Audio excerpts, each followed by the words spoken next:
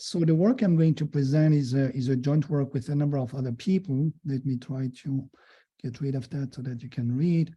So Hugo Martin, Aurélien Quiquet, Sylvie Charbot, Didier Roche, Timothée Nicolas, all of them are French, like myself, and they are either mathematicians or climate scientists, unlike myself, even though I have a training, background training in mathematics. So the introduction maybe is that from my viewpoint, since 2016, macroeconomic theory is in a very, let's say, chaotic situation, having been deeply criticized by a number of prominent economists. So Paul Romer, who got the Nobel Award, Olivier Blanchard, who back then was the chief economist of the IMF, Narayana Kocherlakota, who was the governor of the Central Bank of Minneapolis, Minnesota, Paul Krugman, who got also the Nobel Award.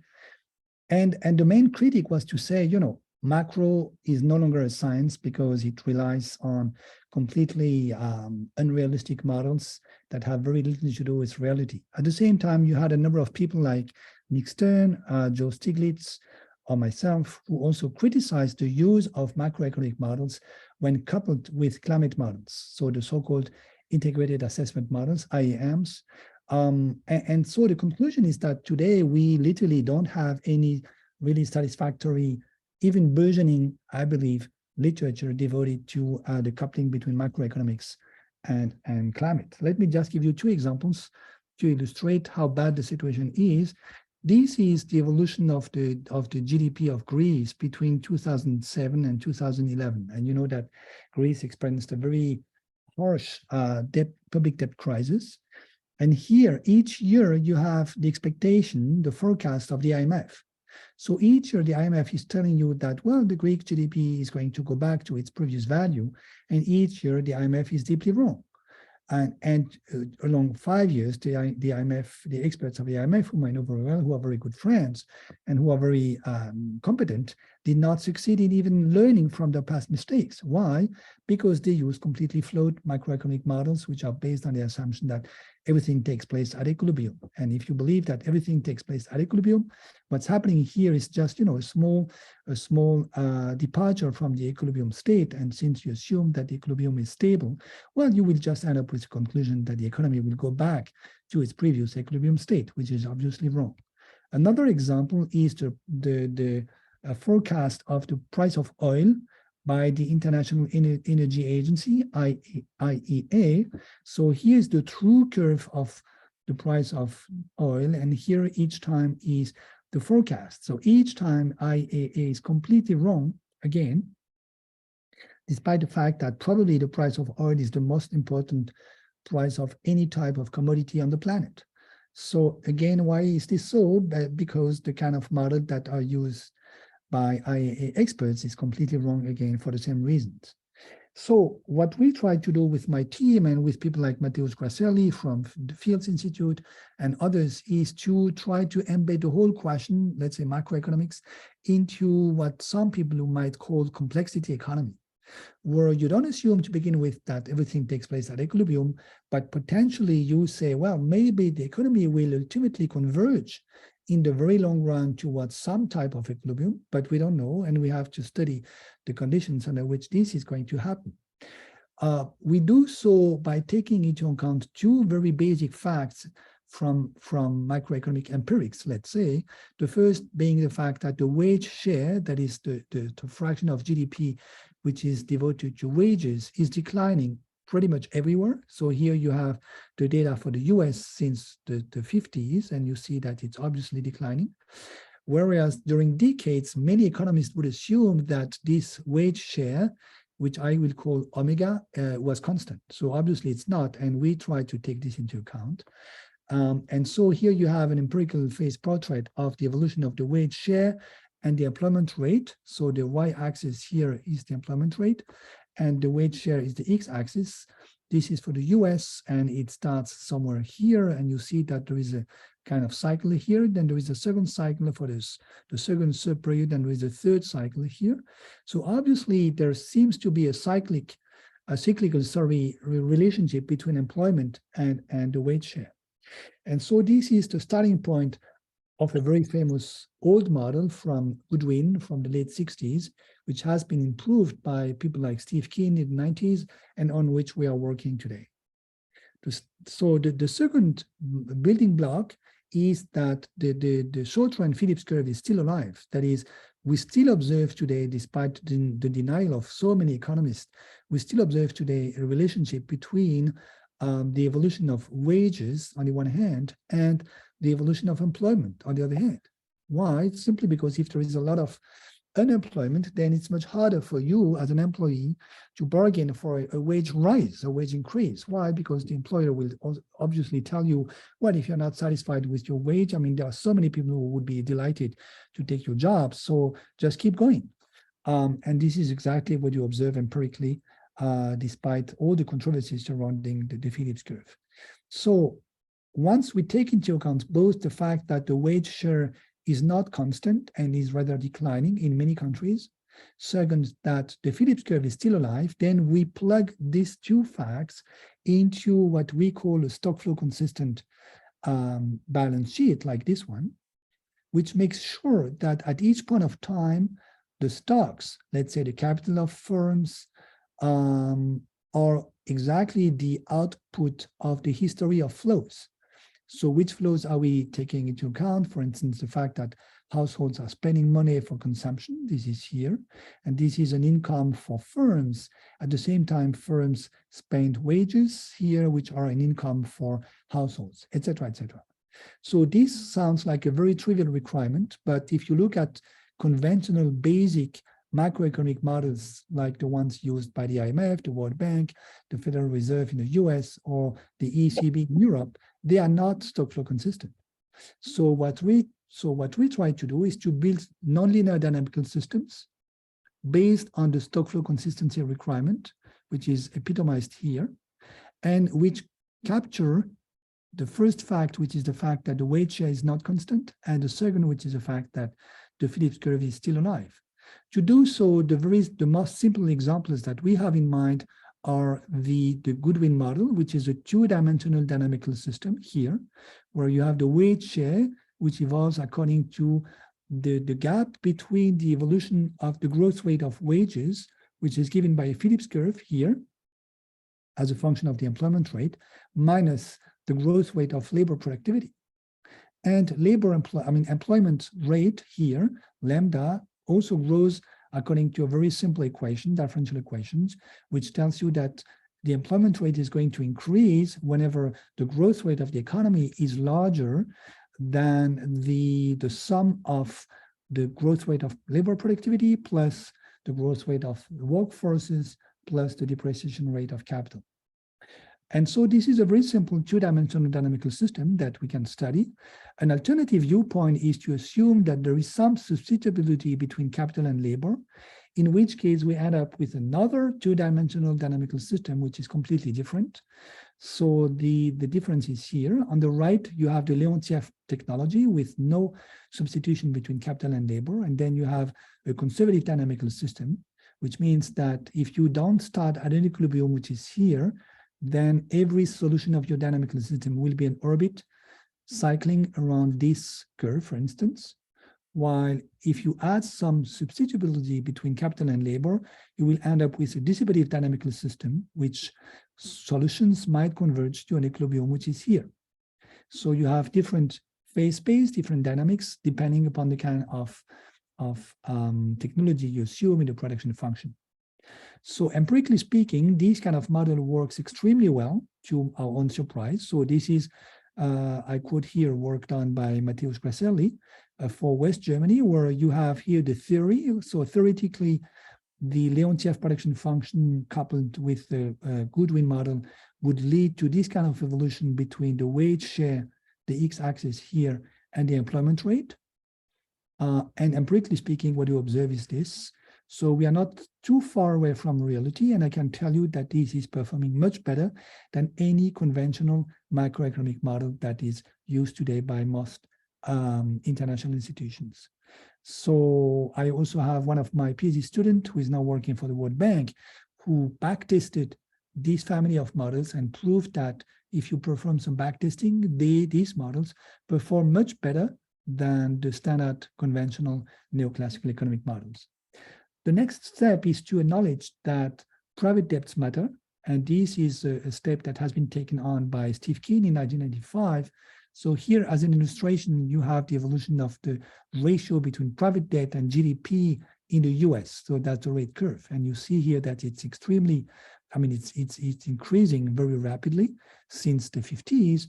Same story in the UK, which means that private debts evolve and might increase much more rapidly than GDP, which means, in other words, that there might be bad debt because more private debt means more credit, which usually is used in order to finance investment, and investment should increase GDP, so that the ratio between private debt and GDP should remain more or less constant, which was the case actually in the UK for more than 1 century, until we arrived in the 80s, where we had a big liberalization of financial markets. And here you have a huge explosion of private debt, which grows much more rapidly than GDP. Why? Because investment is no longer used in order to finance, credit is no longer used in order to finance investment in the real economy, but in order to finance speculation on financial markets. And here you have an increase of private debt, which has no counterpart in GDP. So once you take this into account, you end up with a 3-dimensional dynamical system, nonlinear dynamical system, where you still have the wage share, which is definitely not constant here. You have the employment rate, which is also non-constant. That is, the labor market is not at equilibrium. But now you have a third state variable, which is the ratio between private debt and GDP. And now that you have 3 dimensions, of course, you enter into the beautiful world of possibly chaotic dynamical systems. So again, these types of models have been studied by my students, and they turn out to be much more efficient than standard models.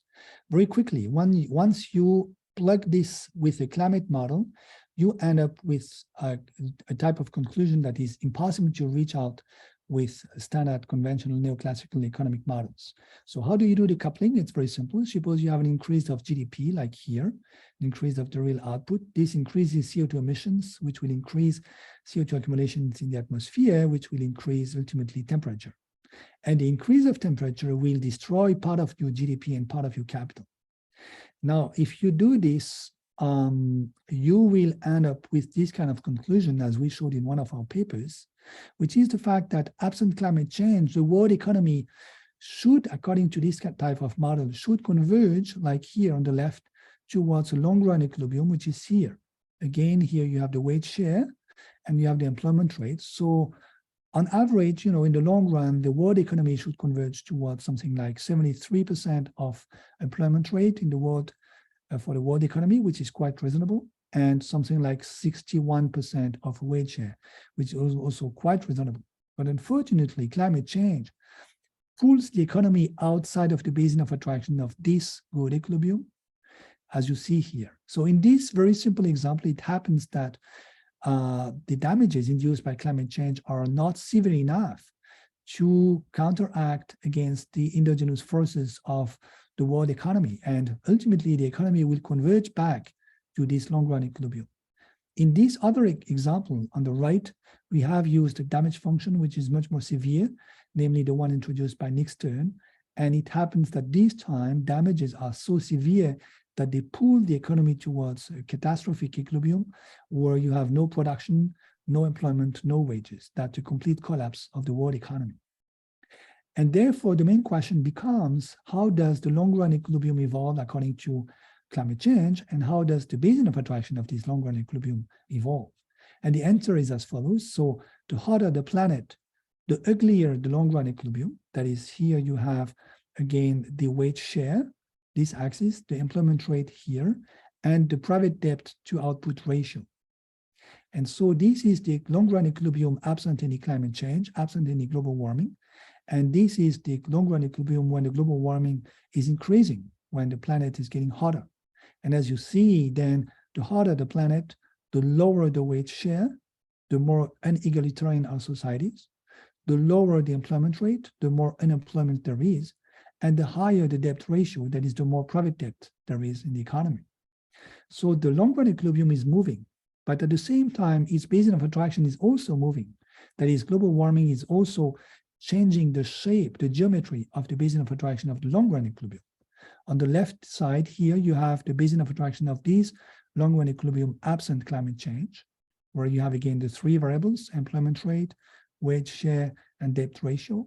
And here you have the basin of attraction of the same equilibrium with climate change and with a very reasonable damage function. And as you see, the basin of attraction is much smaller, which means that it's much harder for the economy to end up in these basin of attraction so that it can converge towards the good equilibrium. Now we have done the same, obviously, with in a stochastic version of the whole story by assuming that a number of variables are stochastic variables, and we end up with Monte Carlo simulations of the same kind of scenarios. I don't spend too much time on this. This has been used by Nick Stern and Joe Stiglitz for the report on carbon pricing in 2018. The last thing I want to mention is the last paper that we are going to publish, hopefully in a few weeks, which is a coupling of these kind of macrodynamics with Isle of Klim. Isle of Klim is a medium-sized climate model which provides you with information every 50 kilometers on Earth. So here are a number of publications by climate scientists using Isle of Klim. And so just to give you a flavor of the kind of result that we obtain with this, we have studied the regions on the planet where at the end of this century, if we keep following the business as usual scenario, people will be exposed to little combinations of heat and humidity.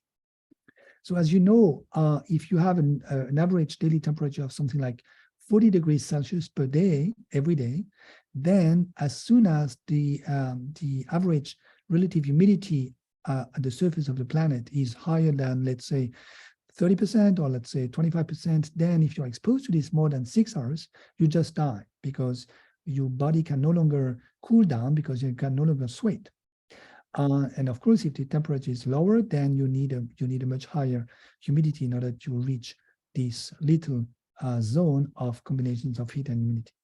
And therefore, the question becomes, where will people be exposed to these kind of little combinations and for how long? And the answer is given by this map. So this is along the business as usual scenario. When you have a yellow color, this means that people will be exposed to this type of little combinations of heat and humidity pretty much every third day. So one day in 3. If it is dark brown and almost black, it means pretty much every day. And if it is orange, it means every second day. And so you see that the entire Amazon basin will be uninhabitable. The Central America will be hell on earth. Same story for the Arabic Peninsula, for India, the entire Indian continent, and Southeast Asia will become uninhabitable, which means dozens of millions of climate refugees. Interestingly enough, the US is not completely immune against these kind of problems because the southeastern coast of the US will be exposed to little combinations of heat and humidity every third day, and people won't be able to rely on air conditioning to save themselves because, as you know, air conditioning is a problem, first because it's polluting, and second because it's creating huge power blackouts already in the US, but also in India.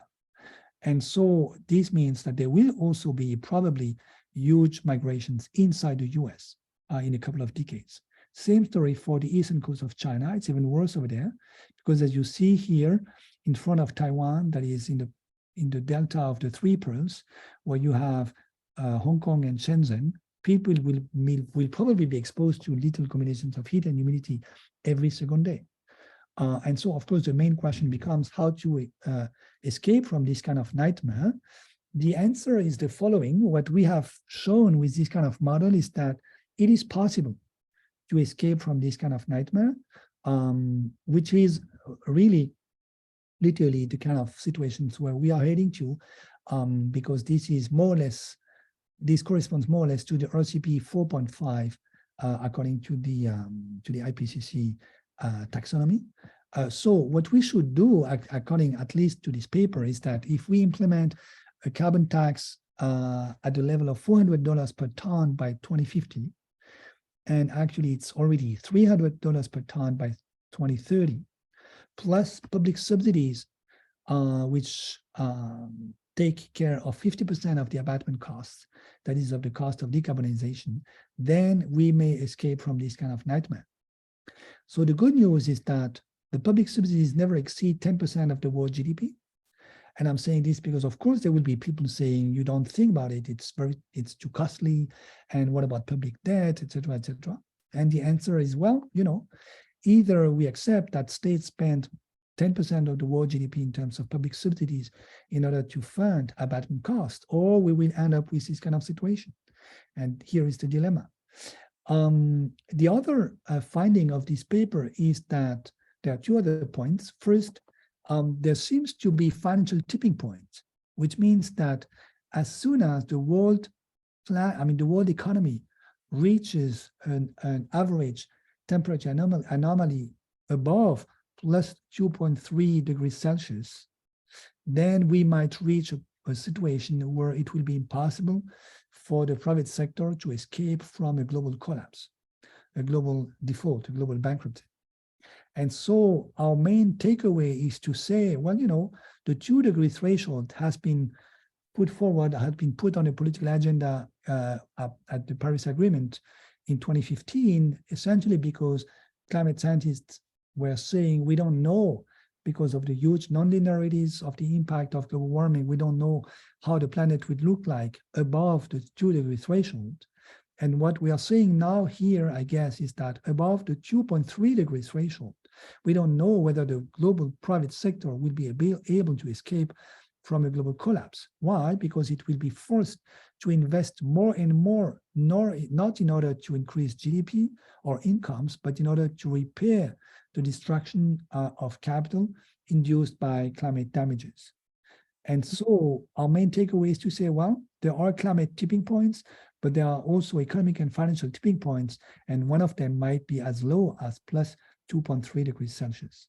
The last takeaway is the following line here, which is to say the estimated global cost of decarbonization in order to have some chance at the end of the century to remain close to the 2-degree threshold is approximately 90 trillion US dollars by 2035, which is the order of magnitude of today's world GDP. So on the one hand, you could say, well, it's a gigantic amount of money. On the other hand, it's not so much. This is this is completely consistent with the finding of the New Climate Economy report by 2018 by Nick Stern. So we seems to be completely compliant with his own findings. I also should mention that $400 per ton by 2050 is completely reasonable, according to all the simulations I'm aware of. So we seems to have found a quite realistic coupling of climate and macroeconomics. And I will stop here.